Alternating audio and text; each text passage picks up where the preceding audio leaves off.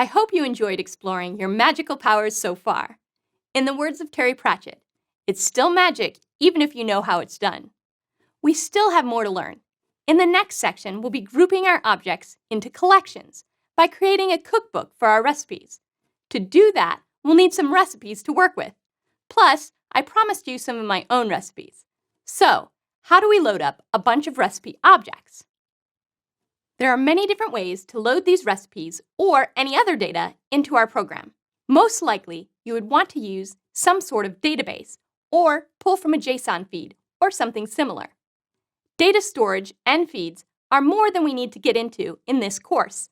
So instead, I set everything up for you in a single recipe.php file. Grab that file from the download section and let's get some recipes loaded into the project. We want to stay organized. Since this is a helper file, we want to put it in a new folder. So let's add a new folder called Inc. This is short for include.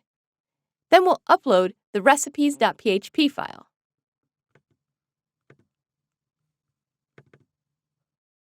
Let's take a look at this recipes file.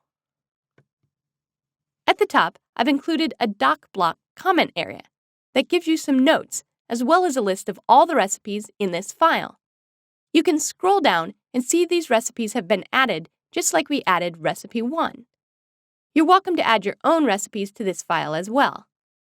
Let's load these recipes into our project. Back in cookbook.php, we'll add a new include.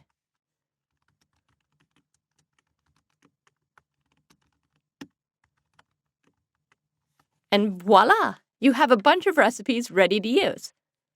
Let's clean up the recipes from this file and display one of the full recipes from this new file instead.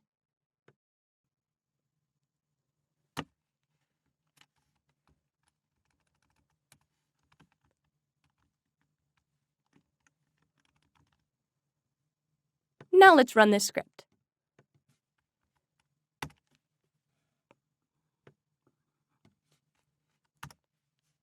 Great!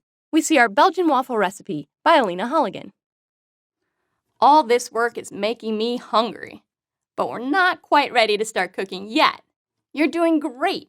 We have a recipe class and all our recipe objects loaded. We have a render class for rendering our recipes in the desired formats, and we've taken on the role of a magician. That's quite the accomplishment. At this point, our recipes are basically a random stack of cards that makes it really hard to find anything we actually want, or even to know what we have. In the next section, we'll create a collection of objects that can help us organize and make use of these recipes.